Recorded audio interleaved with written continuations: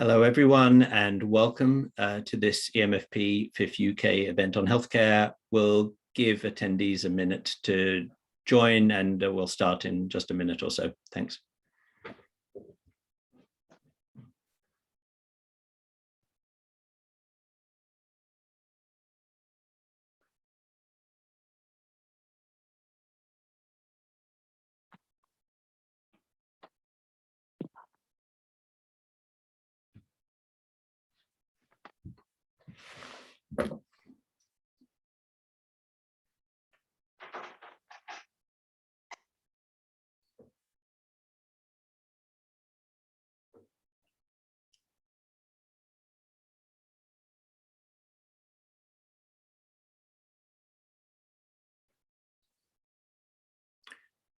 Welcome, everyone. Can see people coming in. We'll start in about 30 seconds.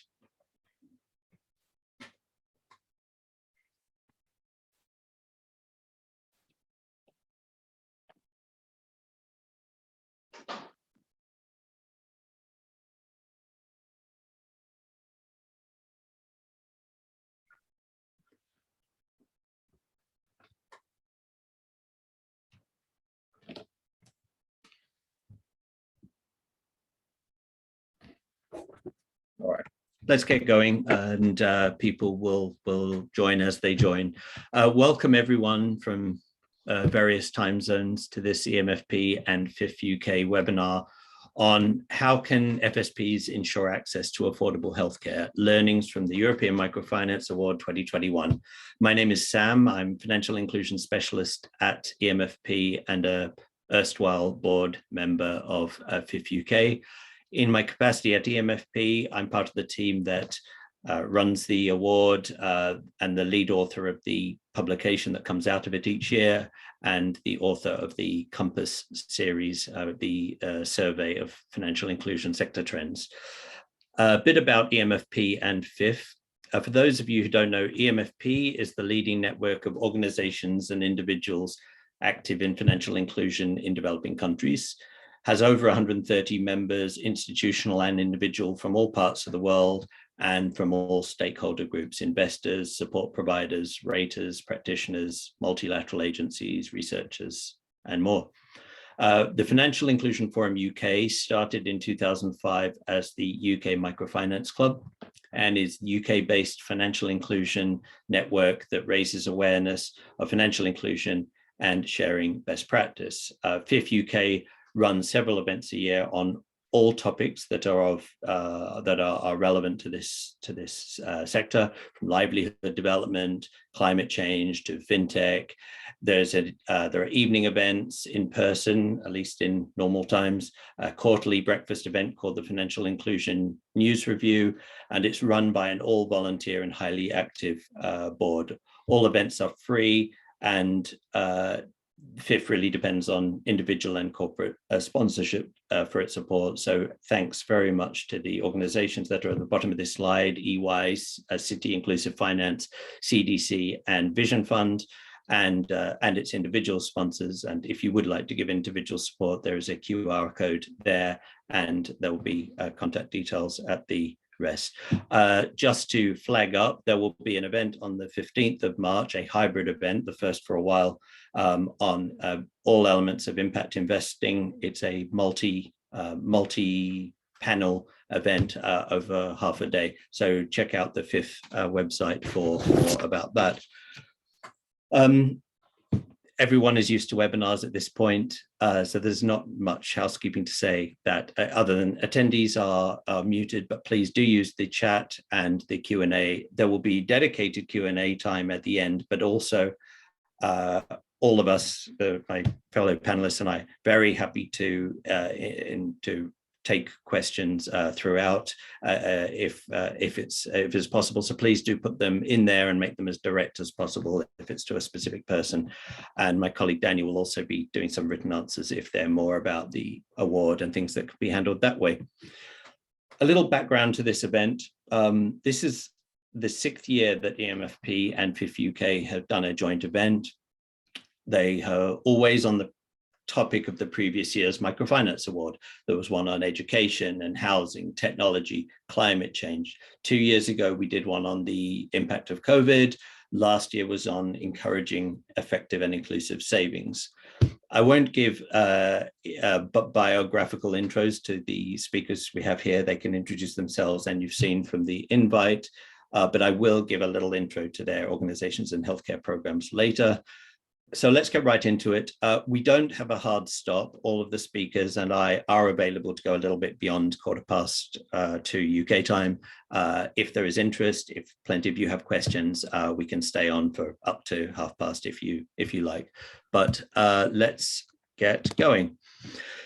I'm going to speak for about 10 minutes now. I'm going to give the background to the Microfinance Award, a high-level look at the topic of inclusive finance and healthcare, a bit about the award process, a quick presentation of the publication that's come out of it, and which is now published in English, French, and Spanish. And then I'm going to bring on Karine from Fonkosi in Haiti, Nicolas from Dreamlotments in Thailand and Myanmar, and Roderick from CARD in the Philippines, 3 of the semi-finalists of the award. And we're going to talk for a while about the details of their healthcare programs, the background, the clients they serve, products and services, challenges they've faced. Then I'm going to bring on Lisa from the ILO's Impact Insurance Facility. And so altogether, that will be about 35 minutes. And then we're going to have a Q&A. And then I'm going to finish by introducing the upcoming award, which launches in just a couple of weeks' time.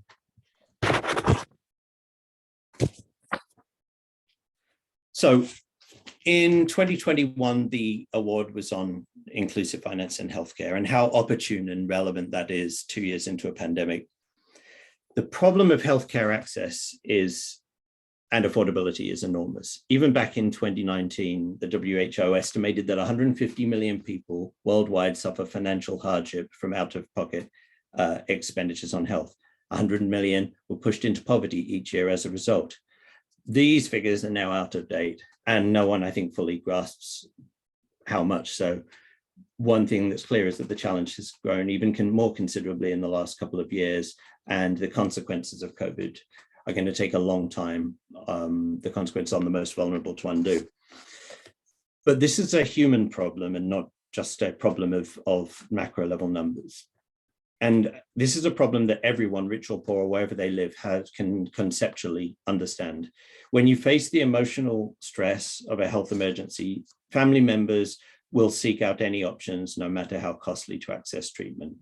For poor households, this means taking on debt, selling income-generating assets, or even their own homes. And a health shock might prevent an income earner from working, which means that there's a negative feedback loop, poverty leading to bad health, which leads to more poverty. But to break this loop, low-income populations need a couple of things. They need the means to access and afford day-to-day maintenance healthcare, while also being protected from the devastating financial consequences of high-cost health emergencies and the management of chronic conditions that are unaffordable to all but the wealthiest. So people need access to affordable healthcare. This is understandable to everyone, wherever they are. And we all understand, I think, why health is so valuable, why the first wealth is health, the title of this paper that we borrowed from Emerson, what that means. Health allows education to play its role in opening new opportunities, allows people to earn, to invest and employ others, lets groups and societies prosper. Without healthcare to stop minor health issues becoming serious, then all other metrics of progress are constrained. And so for the vulnerable, the combination of volatile and precarious incomes and the absence, as they typically have, of universal healthcare means they not only need access to healthcare, but they need the means to pay for it. And therefore, paying for healthcare is a twofold problem. The actual access and affordability might be an insuperable barrier, but even for those who are treated and may recover, they may carry a financial burden in the household for years after. So here, if we can say that we accept that the need is a fundamental one, what are the types of those needs and what types of products and services can MFIs and other FSPs do? Here is a simplified continuum of needs, just to get us thinking about it before we hear from the speakers. And on the far left, we have level 1, preventative and maintenance care. These are the small but regular expenditures for vaccines against common diseases, dentistry and optometry, ITNs against malaria, and other miscellaneous hygiene needs. Some of these are very cheap, some of them are more costly, but most of them are typically affordable to most people. Moving to the right, minor health needs. These are the majority of what we call health impairments: flu, minor wounds, snake bites, digestive disorders, recurrent bouts of malaria, for example. Most of these require some care, but that cost might be modest and affordable to most people. As you can see in the row below, here are some of the ways that different financial and non-financial products can be matched to those needs. Savings and short-term credit and telemedicine being suitable in level 2. Level 3 are chronic diseases: diabetes, heart disease, certain disabilities, HIV, hepatitis.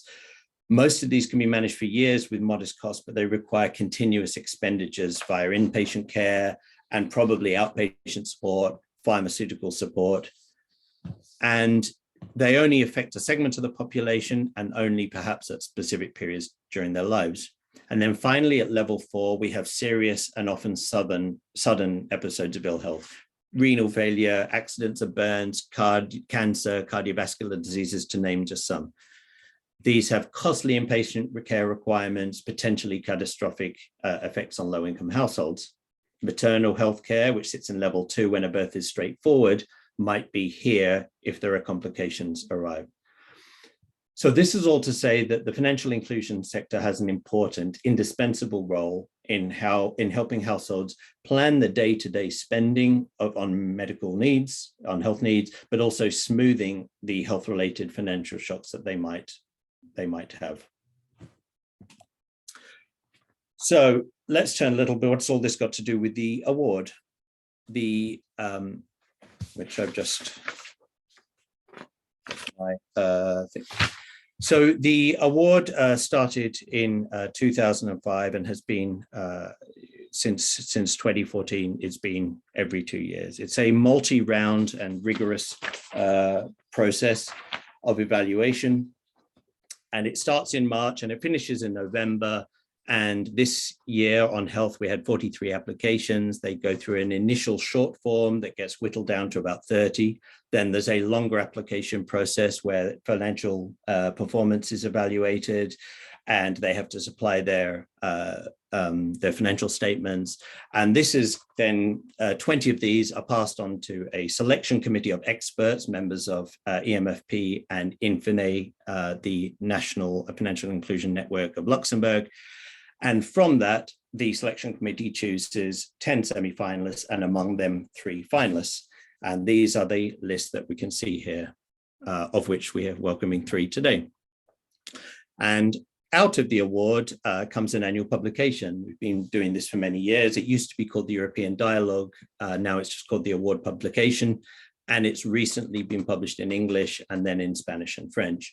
This paper, and the link will be available at the end, called The First Wealth is Health, gives a background and tour of the subject, the award process, but case studies of 10 of the semi-finalists and finalists across 3 broad approaches each year, which this year were preventing and treating illnesses, mitigating the risk of health shocks, and delivering health care to those who need it most.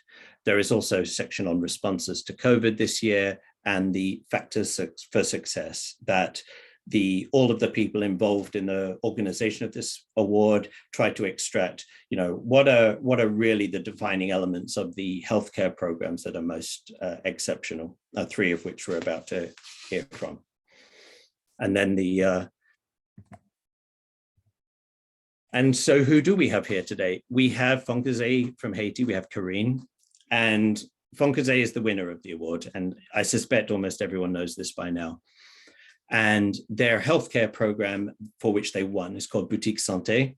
It's launched in 2014 by the foundation, and in it, doctors and public health experts train nurses, who in turn train microfinance clients and elect community health entrepreneurs. These are These are women who conduct health screenings and deliver health education sessions, procure and sell health products in very poor and vulnerable communities. And I look forward to Corinne going into much more detail about that. Dreamlipments Limited is a very unusual entity for us for an award that typically invites applications from MFIs. Here we have a social enterprise, a non-profit, that serves migrant workers and border communities on the Thai-Myanmar border. 3 million migrants in Thailand lack health protection or access to healthcare, and Dreamlipments initiative is called M-Fund, and it provides migrants and their families with low-cost, multi-option, non-profit health insurance. The fund pays one of 28 linked health facilities directly up to the coverage level that the family can choose, and has various sort of modular options like for chronic illness or pregnancy or those for the elderly. And CARD in the Philippines, CARD Inc. is the umbrella organization of 22 CARD MRIs, mutually reinforcing institutions. CARD's initiative is called the Microfinance and Health Protection Program. It's reached over 4 million people, and is really notable for how broad and holistic it is.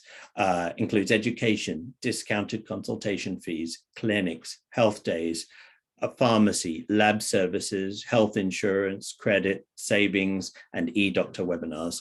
And Roderick, Dr. Roderick, who heads that up, is going to be able to talk more about that. So I think now it's plenty for me. Let's hear from our guests, and I'm going to unshare my screen and welcome everyone if they could unmute. Hi, Roderick, Corinne, and Nicholas. Hi. Hi, everyone. Hello. Hi, everyone. Thank you once again on behalf of both organizations for joining us here. Let's start with the obvious place to start, which is I just gave a very high level crib note summary of these complex initiatives to the audience, many of whom won't know about it, but let's go into a bit more detail. So starting with you, Corinne, which is winner's prerogative, I think, to go first. Could you tell us about the background to Boutique Santé, how it came about, what were the issues that it sought to address, and who are the clients? Tell us all how it works, if you would. Thank you, Sam. So it's a pleasure for me to be with you today from Port-au-Prince in Haiti. Focusé is originally a microfinance institution, and we work mostly with rural traders, all of them women, organized in groups we call credit centers. The microfinance institution today serves about 50,000 of the women organized in around 2,000 of these groups. These women are represented on the board of the Foncosé Foundation, and we also talk to them every year during the General Assembly, and through surveys, we kind of get their opinion on their services. And they've been asking us for a long time for help in dealing with health issues. Up to 19% of them actually said that they were risking to lose their business because of health expenses. So we tried a number of different models, and in the end, we found a model that was being implemented by Living Goods and BRAC in Uganda. And we replicated that one starting in 2014 and have now scaled up. And that gives Boutique Santé. So essentially what we do is we work with the leaders amongst the credit centers. Those are all women. They're all existing entrepreneurs, borrowers of the microfinance institution. And they're interested to give back to their community while still making a little revenue on top of that. So what they do is that they come to monthly meetings in our branch offices. They buy health and hygiene and nutrition products from us. They on-sell these products in their community. They also get a training on health topics, family planning, nutrition, all kinds. And they replicate that with the other clients in their credit center, but also in the church groups or organizations they're members of. And the last thing they do really as a service to their community is that they screen children for malnutrition and facilitate transfer to health centers. And they also screen adults for hypertension. There's a very high rate of hypertension in Haiti. It often leads to strokes and other disasters because people are not aware that they're hypertensive. And so getting people services of early detection of hypertension and the referral to a health center is very important. Today, we work with around 800 of these community health entrepreneurs, or CHEs, like we call them. I'll stay there for the moment. Before we go on to Roderick and Nicholas, can you paint a bit of a picture? Because I don't know how many people who are with us today might have been to rural Haiti, probably not many. But tell us a bit about the clients. I mean, who is actually, where do they live? What are their lives like that they are, that the benefits of Boutique Santé are actually being realized for them? Okay, so the 50,000 clients of the microfinance institution, who are the main beneficiaries from this initiative, are mostly rural. And rural Haiti means you live quite a bit far away from a road. Only 20% of these people have access to improved sanitation facilities. Only 30% of them have access to water close to where they live. Very often they have to walk between 1 to 2 hours to actually get to a health institution. And in like 60% of the places where Foncosé has its microfinance branches, there is no other network microfinance provider or financial service provider, as a matter of fact. So we actually we measure the level of poverty of the people we work with, just as a way to make sure we don't drift away from our mission. And 25% of the clients live below the absolute poverty level, and around 40% of them live below the poverty level. So these are really vulnerable families. Thanks. I asked that because I mentioned that there were 3 categories in the publication, and what I think I omitted to mention was that the 3 of you were all in one of the different 3, right? And these are not discrete silos, these approaches, but the one that Foncosé we categorized in was delivering healthcare to those who need it most, because the clients that you're serving through this are among the poorest of really any of the organizations in the award this year, or the most needy, I think. In the second category, it was mitigating the risk of health shocks, and this is a good opportunity to bring in Nicolas now from DLP. Can you tell us about the M Fund and how it mitigates the risk of shocks to those clients? Right, thank you, Samuel, and hello everybody. So we did not start as a microfinance institution and service. The M Fund, which was long in the making and in the preparation, started right away as a health micro insurance for migrant people in Thailand. And the reason why we conceived this project and started this project was to essentially find a mechanism to sustain essential healthcare services provided by some partner NGOs for this population. In Thailand, there are about 4 million migrants working and living in the country.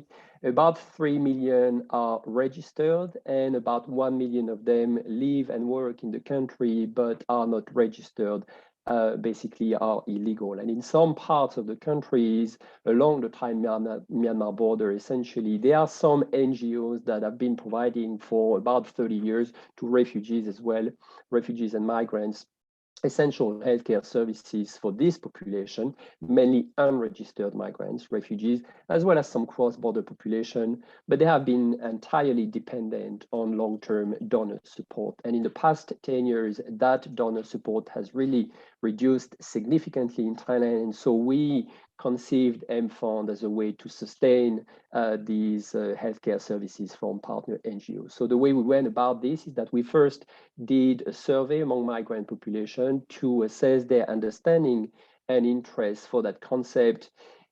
we actually gathered a very strong interest for this concept of health micro-insurance, with some insights into characteristics that would suit this population. For example, monthly premium payment being covered in different facilities on both sides of the borders, things like this. And the interest was so strong that we then decided to do a full feasibility assessment of this project with microfinance, microinsurance modeling, contacting regulatory bodies, deeper contact with the government, partner hospitals, international institutions, etc.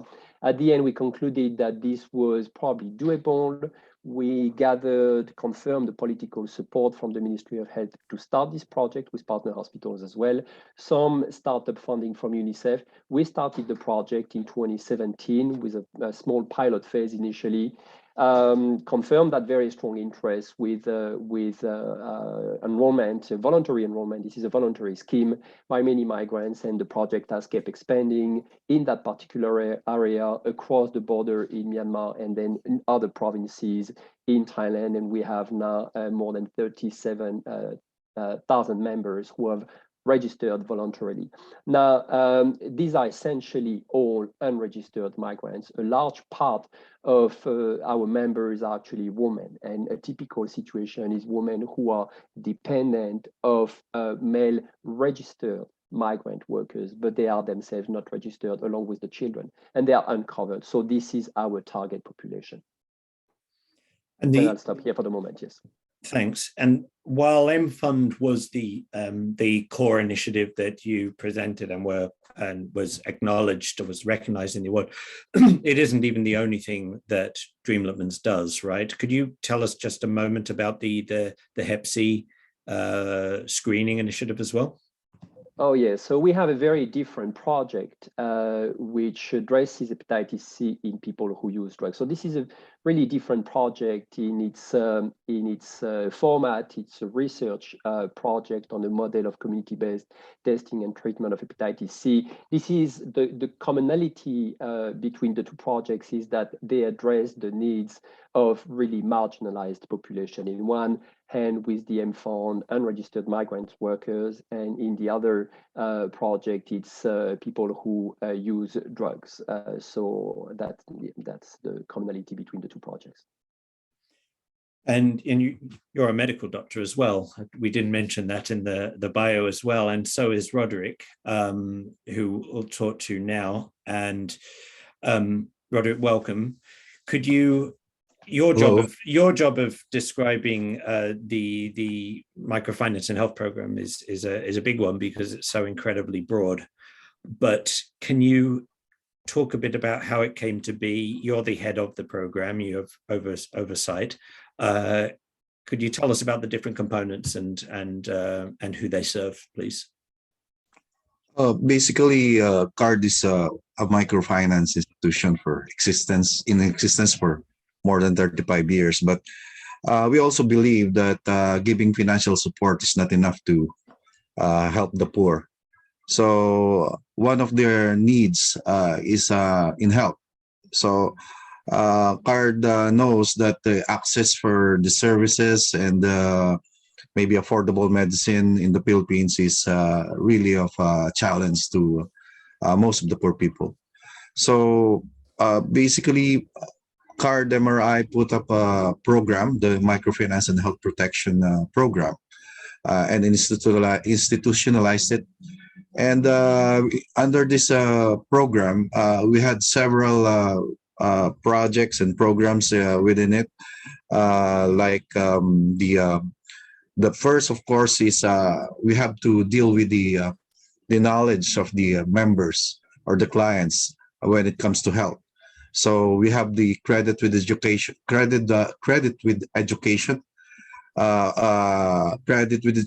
or what we call our account officers do the lectures, health topics. But before they give their lectures to the clients in the center meetings, the weekly center meetings, they are being trained by professional health practitioners like myself and the other doctors and nurses. And then they deliver these lectures to the the members in the remote communities, so that they'll be more aware of the importance of health in their family and themselves. And we also have the preferred provider program. What we do is we talk to the private practitioners and tell them what we do, and we ask them if they could do assistance with our clients. And if they join us, they would give some kind of discount from their professional fees if our clients go to their clinics. So this is a great help to our clients, especially for those clients who are really financially challenged. We also have a program for partnership for health insurance.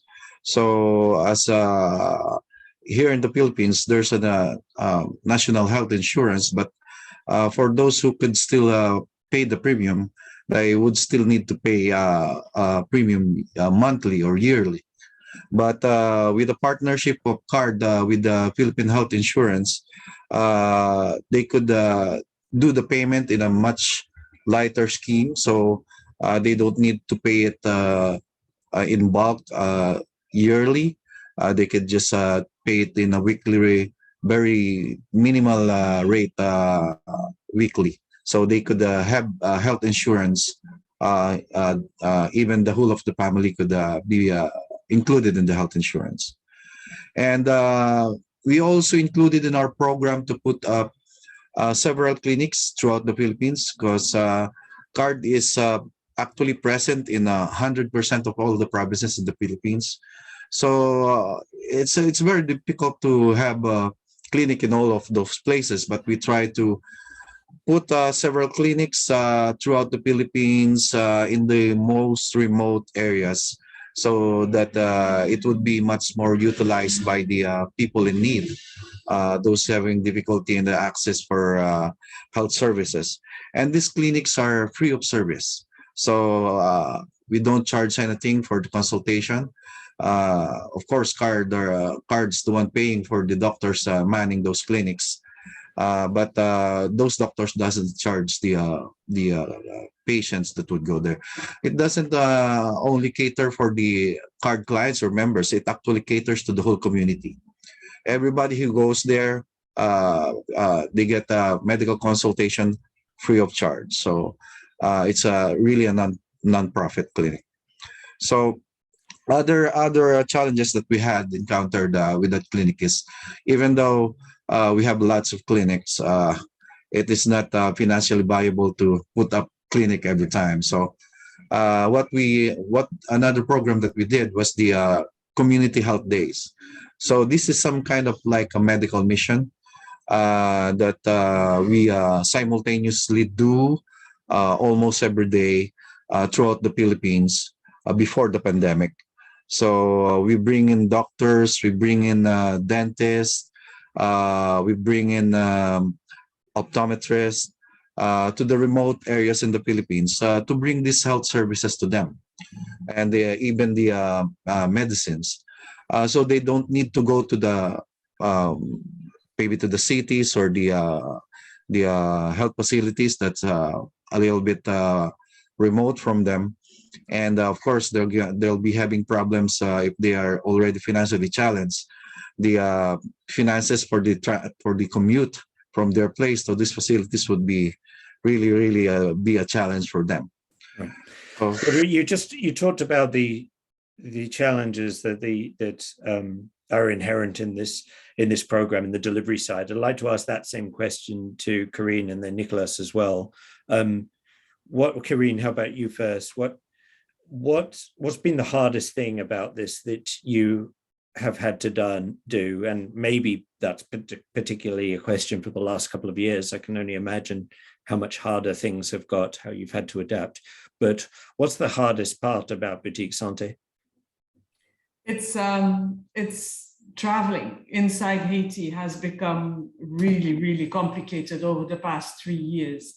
There's been a lot of political and social strife in Haiti, so roads are blocked regularly. In addition, there's more and more gang activity, particularly in Port-au-Prince. So it's really become very difficult to get out of Port-au-Prince to the whole south of the country, because you'll have gangs fighting or shooting each other or kidnapping people or hijacking buses and trucks on the road out of Port-au-Prince in the south. In addition, last year, for almost 3 months, it was really, really difficult to even find fuel for cars. So all of that makes getting boutique santé products to the branches in the south, particularly, which is about half the network of Fonds Causé, it makes it very difficult and risky. Mm-hmm. And so we've had to be really flexible. You know, we plan to go today, but today the road is blocked, so we'll go tomorrow morning, or someone says at the end of the afternoon, actually the road is getting opened up again, so we can pass a few trucks through the road quickly. So it's really having a very, very flexible planning. I think that has been the most difficult part of it. The other difficulty we've had is exchange rates. Which go like at one time in 2020, the exchange rate went from 125 goods per dollar to 65 goods per dollar in a month. And then came up again to 100 goods by the end of the year. So we have to adjust our prices, but for the clients, it's really important that we're a bit predictable. So we adjust our prices, but not quite as fast as the changes. So we have to absorb part of that risk. Now, the only good thing that happened to Haiti over the past years is that COVID actually hardly impacted our daily day-to-day life. There was a bit of a panic when the virus entered the island back in March 2020.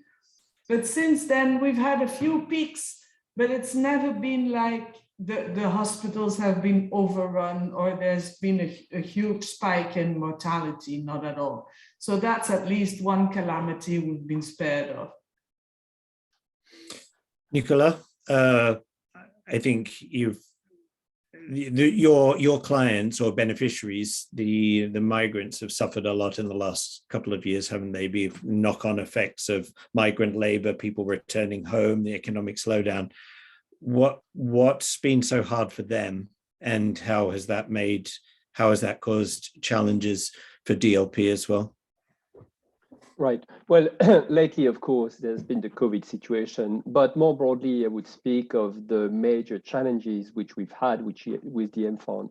The first one has been to find the right balance between maximizing the coverage of healthcare services for the members, while at the same time working to become financially sustainable. And these are competing objectives. The second one has been really to run a micro insurance for migrant people who, on top of this, and so they are mobile, and on top of this are illegal and unbanked in the country. And then number four, of course, that has been COVID. But on the first challenge, again, really, I mean, we are non-profit, and our goal is to really cover as much as possible of the healthcare services. So we cover outpatient services, inpatient services. We cover actually the 4 levels of healthcare, of the continuum of care that you presented, Sam, which includes some vaccination, which includes small illnesses, pregnancy, chronic diseases, accidents, and up to severe condition. We do even cover some forms of care for cancer, up to the ceilings, but the ceilings are rather high. The premiums we charge are small, and they are based on the ability to pay. The base plan includes a premium of 100 Thai baht per person per month, and then to cover pregnancy and chronic diseases, we charge an additional 200 baht per month. So these are low premiums. We cover broadly, and the challenge is to reconcile this with the objective of becoming sustainable. So we have adjusted the plan over the years, made significant improvement towards that goal of financial sustainability, but we still depend in part to donor support. Now, the second challenge. No, yes, sorry, no, yes. go, please.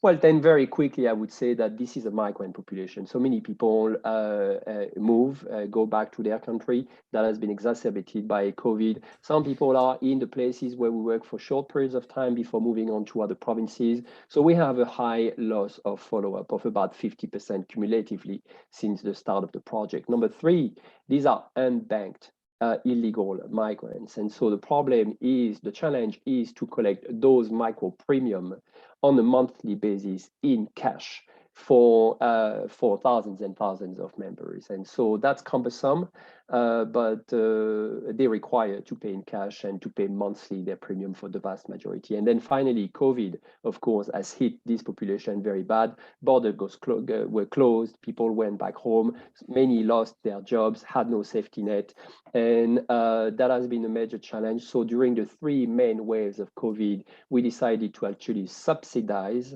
the premium of the members to maintain their healthcare coverage and limit damage to the project of this whole crisis.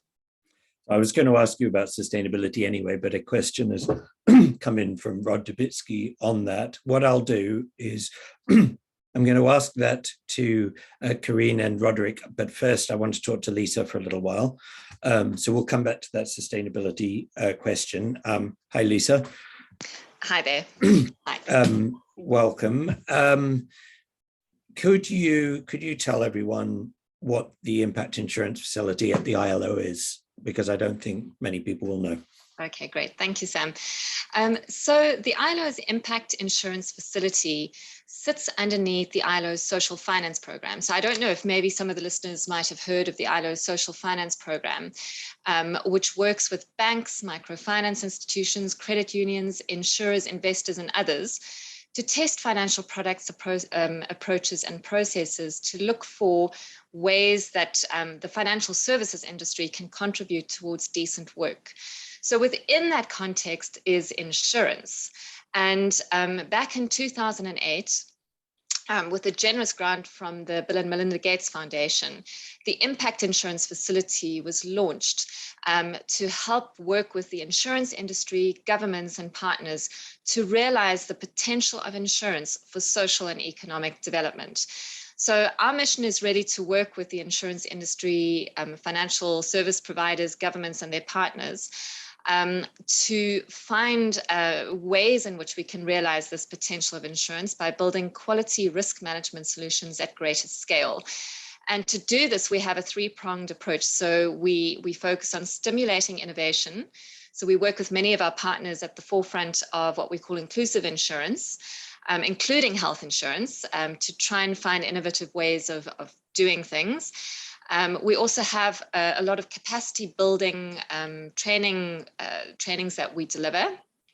And the third part of our approach is also to help with market development. So do what we can to enable the environment, the general environment, so that these solutions can take hold. So that in a nutshell is the Impact Insurance Facility. Thanks. A couple of years ago, you wrote a paper, a social finance working paper. I think you and Craig Churchill co-authored it, if I'm right. And then a version of it was produced in our e-MFP's guest blog series throughout the year that accompanied the award. And in it, you outlined 5 factors that you thought that any FSP has to consider when designing financial products for healthcare. And I was wondering if you could give a précis of what those 5 factors are.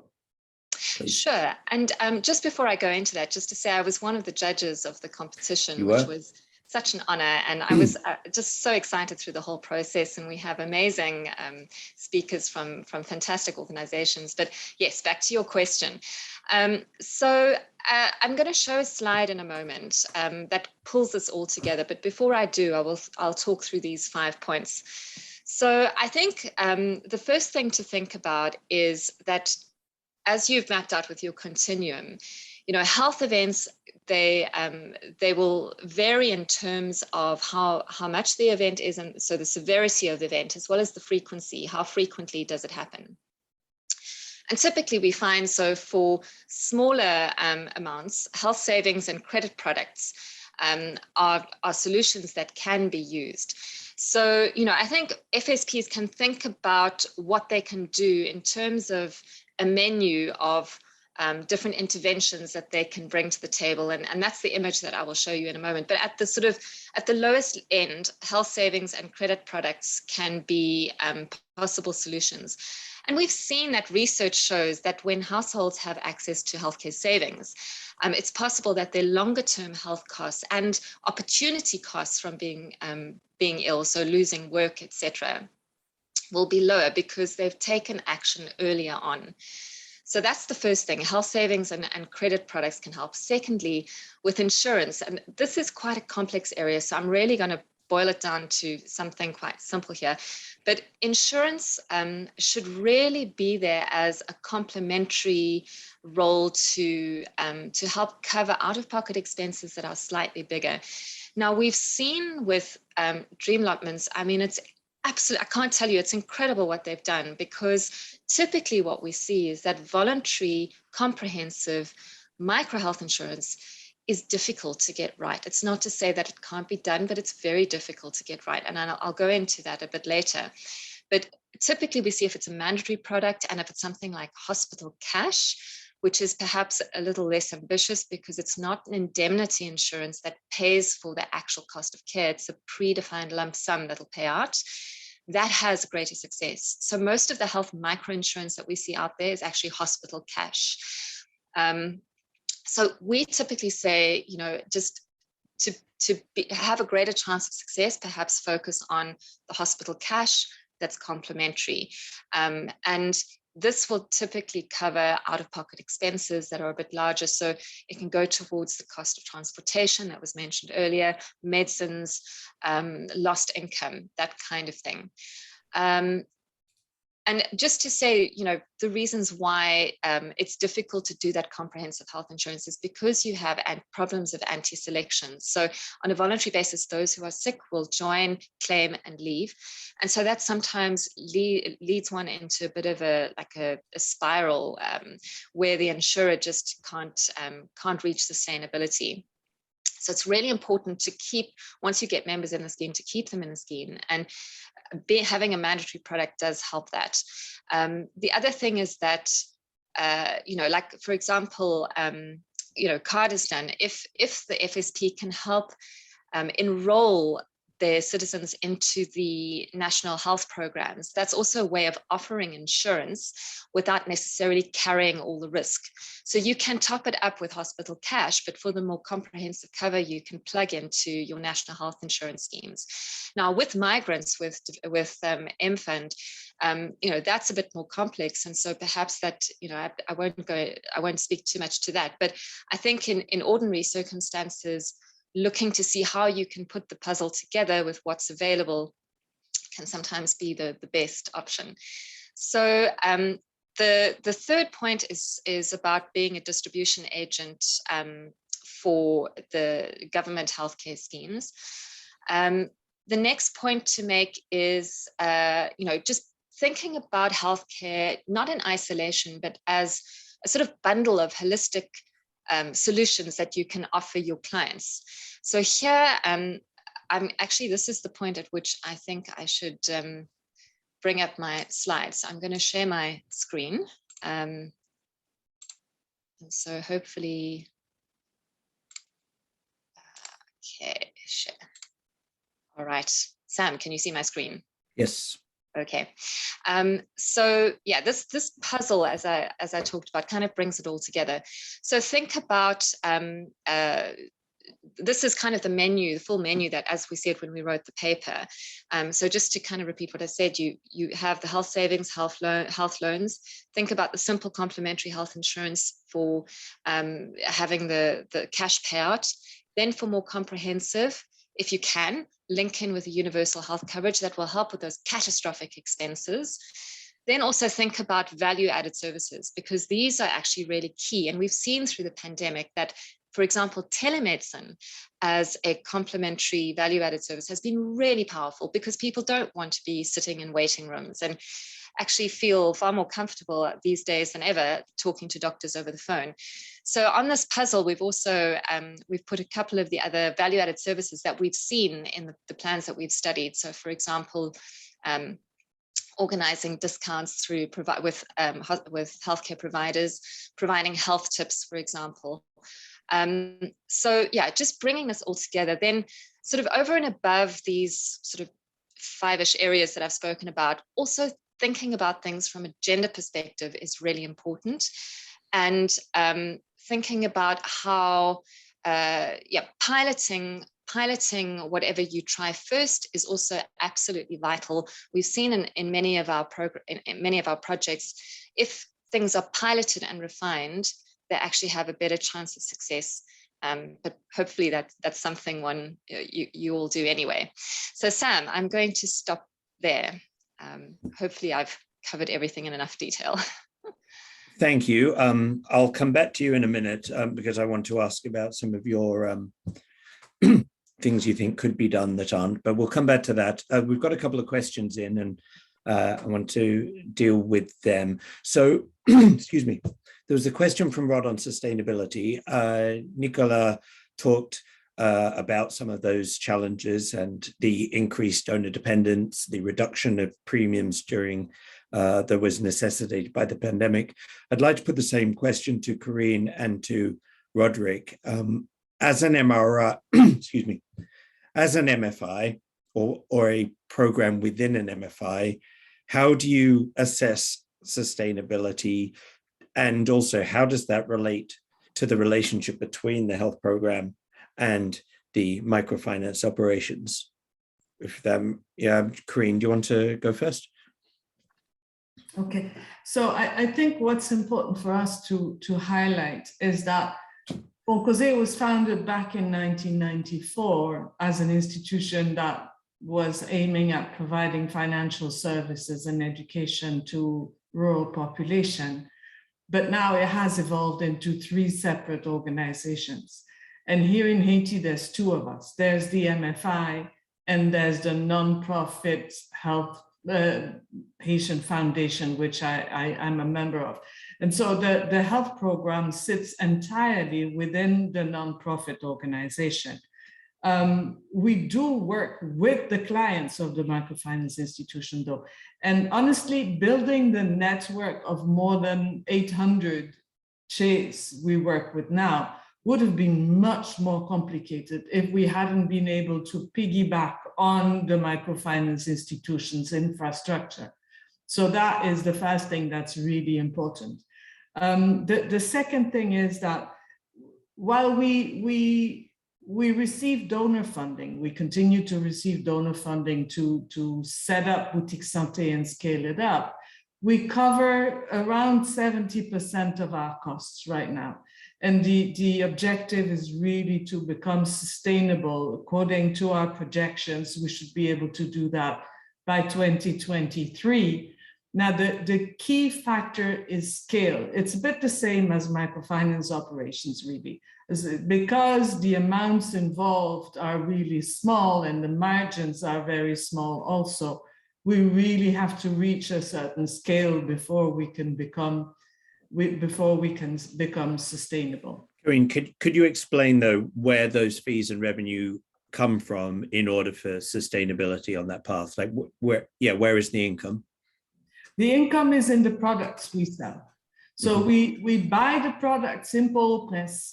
Half of our products are locally produced, half of our products are imported, and we buy them from the Haitian importers, and we buy them wholesale, and we sell them on at marked up prices. We have a margin of around 20%. And then the community health entrepreneurs themselves on-sell the products again, they add their own margin. But still, when we do market surveys, most of our prices are still either at the same level at the market, but the products are of slightly better quality, or we're a bit below market, which makes the products interesting for our clients, also because we actually bring the products closer to their homes. So what we make in terms of income is really the margin we make on the products. And we have monthly sales of around $100,000 right now. But we still need to grow a bit, especially because, you know, we have that distribution network, and distributing products is important, but the health impact, it's a bit like what Nicola was saying, it's getting the balance right between making enough money and having a health impact. So we don't want to limit ourselves just to buying and selling products. We also want to bring particularly health information, but also the value added products that can really make a difference, and the contacts to health centers and the screening services. Roderick, turning to you with a version of the same question. It's really two questions in one. Could you address tell us about the sustainability issue? I mean, to what extent the MAHP is dependent upon CARD MRI or CARD Inc. for sustainability? What's the relationship between the two organizations? Basically, the MAHP, or the MAP, we call it, is a unit working for the clients of the whole of CARD MRI. As you mentioned earlier, CARD MRI is composed of 22 institutions under the umbrella of CARD Inc. So these health services, programs and services that we do it for their clients, and of course the communities that are accepting us to do business there. So basically, our funding comes from the MRI institutions. It's what we call now our CSR, the corporate responsibility, social responsibility. So the funding the funds are being contributed by the different MRIs to continue these programs that we have. But on several occasions, we also have grants from partners for special projects, like what I heard Lisa mentioned earlier, that there was a grant from the Bill Melinda Gates Foundation. We also had that grant way in 2008 to do some projects on health. And we also had partnership with Freedom from Hunger and J&J to do some programs, like special programs like the Healthy Mothers, Healthy Babies for the productive women, pregnant and productive women, and some other local organizations who partners with us for giving out health services to certain areas, because they know that CARD MRI has lots of clients, members in different communities in the Philippines. So they do partner with us. And with that, they gave us some kind of grant to do these special projects. Thanks. There are some questions coming in now, which is great. I see that Nicholas has just replied to the one from Ben on how on premium payments. There's another one in the Q&A here about impact assessment and measurement, quantitative versus qualitative. Do you institutions capture long-term health benefits? I think I'll ask this and then ask Lisa if she wants to weigh in on it as well, because our experience is that from the award sort of evaluation side is each year is it's fantastically difficult to actually isolate impact. But I'd like to hear from all of you what you're doing, partnered with whom, to understand if what you're trying to do is actually happening. Corinne, maybe first. Okay, so we've actually found it really difficult to get data on the end users. You know, we have a regular relationship with our CHAs, but they have a lot of trouble registering any kind of data or information on the people who buy services or products from them. So the way we actually get information on the impact we have is through surveys. We did a small RCT a couple of years ago on the impact of the distribution of micronutrient powders on children's anemia. And we also regularly check whether the people have really learned and changed their behavior as a result of participating in some of the training sessions we're holding. So, but it has to really be done through surveys, which of course means costs, and which means that often these kind of impact assessments are part of projects that are funded by donors rather than part of the core boutique santé program. Nicolas, to what extent, what impact measurement rubric do you have? Yeah. So first, I'll speak about the access to services. And I mentioned we have registered about 37,000 members. In fact, just to comment on what Lisa was saying, we have a mandatory component in that voluntary scheme, which is that people with chronic diseases, senior members and women who are pregnant need to come with healthy members with them to register. So we dilute the risk like this. But among 37,000 plus members registered, we have covered about 40,000 units, events of healthcare, about 34,000 outpatient consultation, and about 6,000 plus inpatient admission. So in terms of access, I think that the numbers are there. And members, once they register, they can walk in the partner facilities. They do not front the money. The hospitals pay the bill, send us the bill directly. But then in terms of true impact for healthcare, so we've just had a PhD student doing an independent evaluation of the impact, conducted a large case control study, independent study, where we assessed three elements of impact. The number one is actually what I was describing, but here in a case control study with people who are not registered with MFound, assessing the access to healthcare services that has created on it. The second one is on the financial hardship of the household being covered by MFound or not being covered by MFound, another insurance.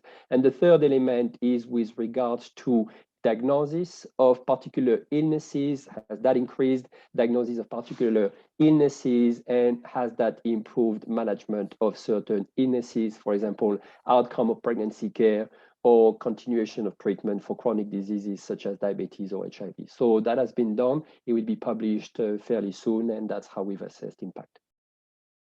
Okay, thanks. So I'm going to ask Roderick the same question, and then we've got a question from Paul that I think I'd really like to hear from Nicolas, Roderick, and Lisa, particularly because it's insurance focused. So Roderick, the impact, the measurement question. Basically, the impact that we would like to measure is at the start is if there would be a decrease in the health insurance claims, microinsurance claims. So, but that's a long shot. It's going to be, it would take decades before you could see the result with that. But part of the program that we have is our nurses are in the field. So every time we do health programs in the field, there are continuous communication with the community, with our members, whatever impact the health programs that we have given them for the past year. And we also have regular surveys that we carry out with the help of our card research unit. We do surveys with our members and the community that what was the impact of our programs in their area. So basically that's it. As a CSR, we really do a lot of feedback, getting feedback from our recipient communities. Okay. There's the question in the chat that I think everyone can see. Can the panel say more about the challenge of how catastrophic health issues and expensive chronic disease is uninsurable versus the majority of healthcare interventions being entirely insurable, and how to manage this challenge. Lisa, do you want to have a go at that? I mean, what do you do about the fact that some health shocks are uninsurable in this sense?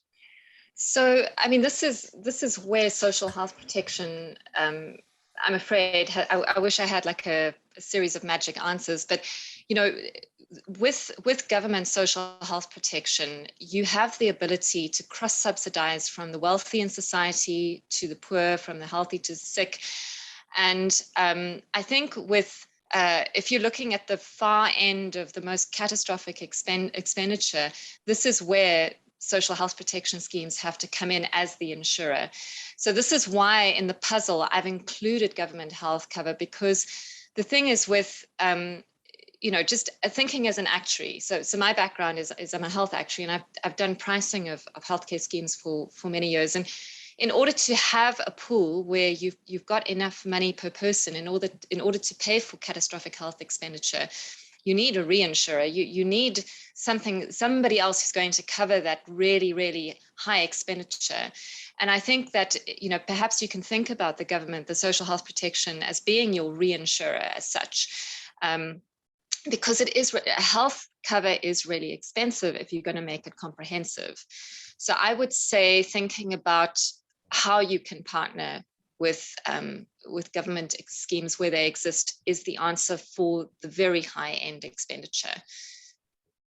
And staying with you for a second, Lisa, Yeah. I wanted to ask you anyway about the impact question. I mean, really, what is feasible? Right, like we have to think about this right from the start, where the application form and the evaluation grid get put together, and you have to design the award, just like any program, with what is reasonable in the circumstances to ask. So what is reasonable to expect from, say, tier 3 versus tier 1 MFIs, or that have insurance in this, that are offering health insurance? What is reasonable to expect in terms of outcome measurement? So it is really difficult. I mean, some of the challenges have already been mentioned. Firstly, it's a longitudinal study, and healthcare is, you know, you have to measure it over quite a long period of time to get something that is statistically viable. You need a lot of data. It's really hard to get that data depending on how the scheme is put together. For example, if it's health insurance that's just people have while they have a loan, you know, they might only have it for a very short period of time. And typically we do use things like focus group discussions, where if you have a control group, I mean, that's probably one very practical way of doing it. You have a control group that doesn't have the insurance, and the group that does have the insurance, and what differences do you see?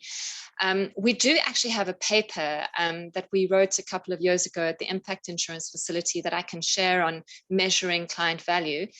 That might be useful to look at. And it's a question that's coming up time and time again. So I'm actually busy engaging with a group of academics from the University of Lausanne, University of Liverpool, and a couple of other universities to answer this very question of what is reasonable and how can we measure impact.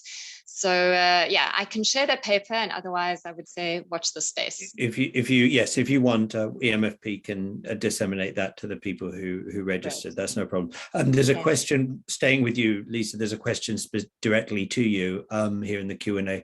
When you mentioned reinsurance for microinsurance products, are there examples in developing countries we can refer to? So yes, I think I would be at liberty. So I do know. I don't know how confidential it is. If you want, if you're not sure about that, if you want to, after this, send me something and I can send it to the person or disseminate it in some way if you're not sure. So I would say a couple of organizations that we've worked with have used reinsurers. At the same time, reinsurance is quite expensive. So a lot of the time it's actually, it's investigated and then it's just not used. So I would say, and you know, public health insurance is not an official reinsurer, but you know, have partnerships with whatever is out there to help you carry that risk. Mm-hmm.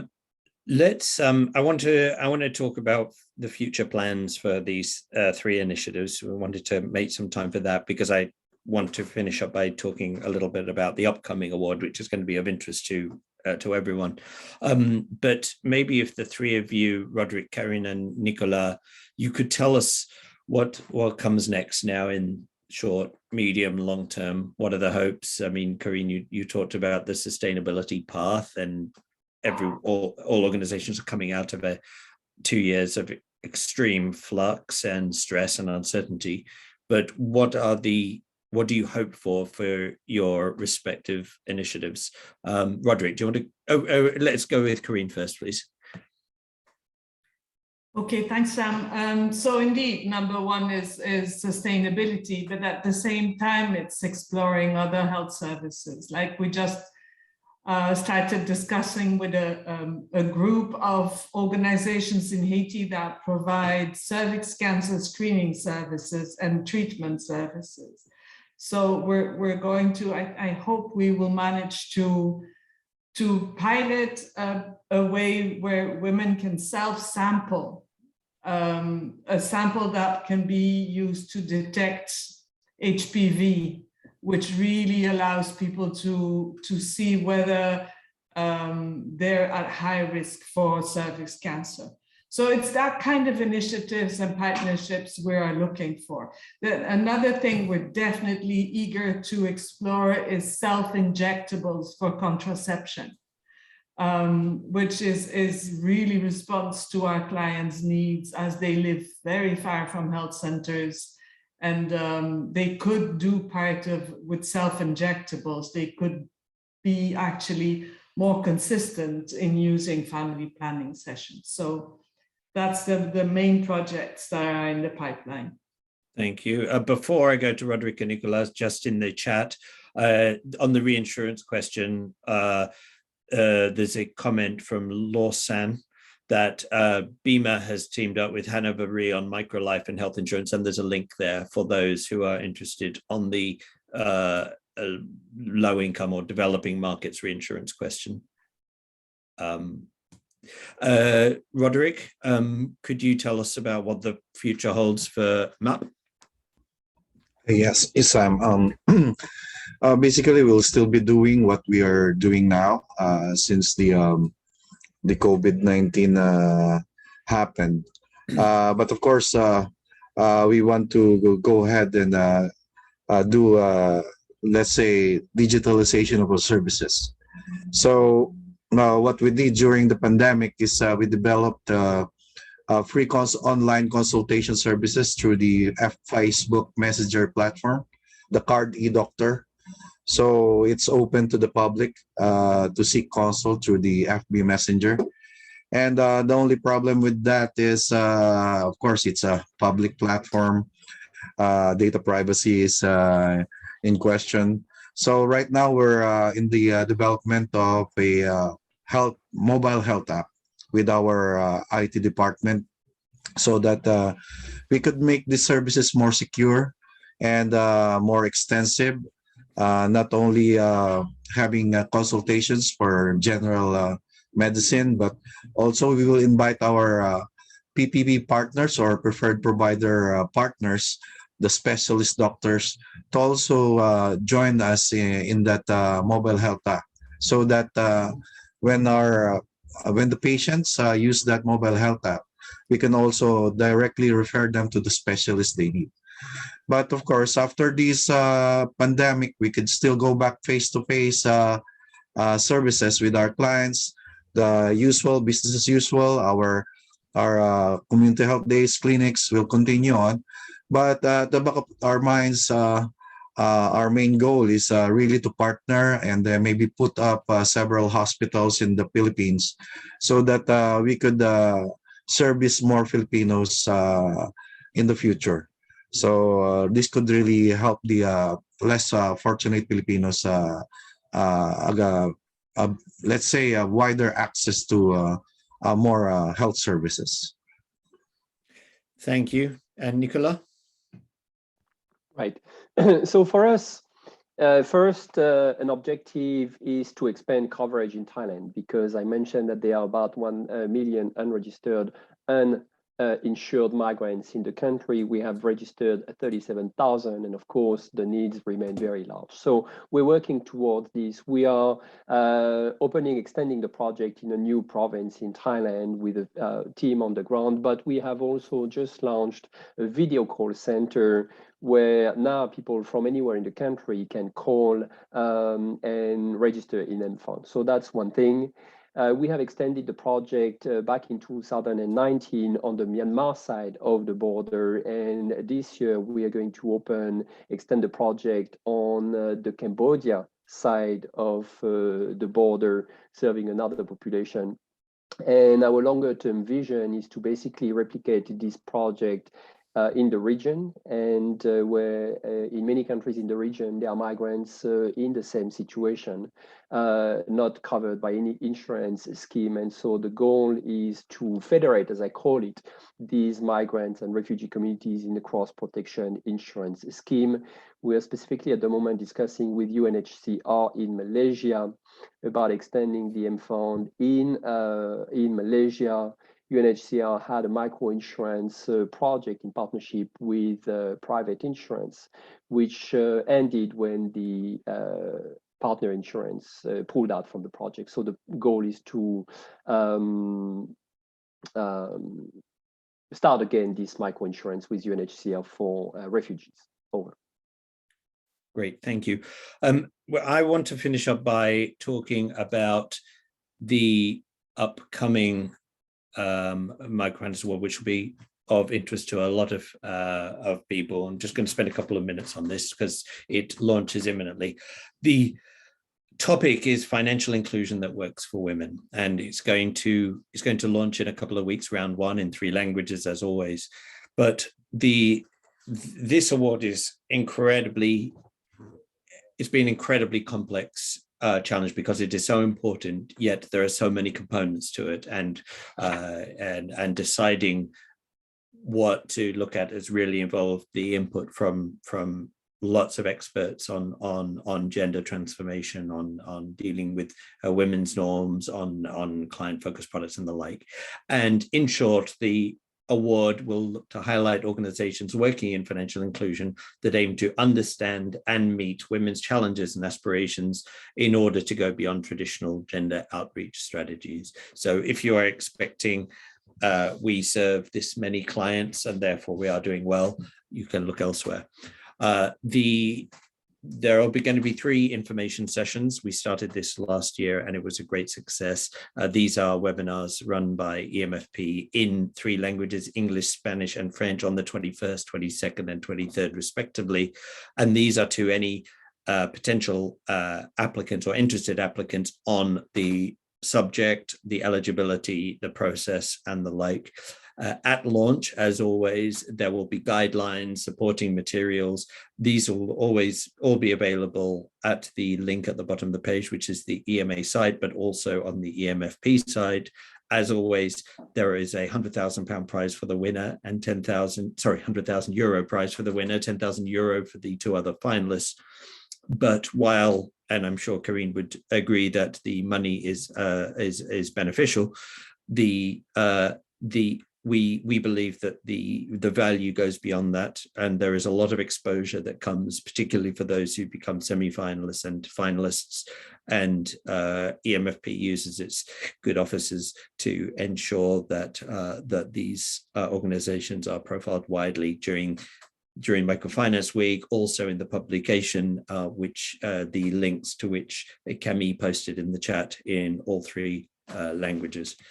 So on that, I think we'll wrap up here. I'd like to say thank you very much to Karine, Roderick, Lisa, and Nicolas for joining.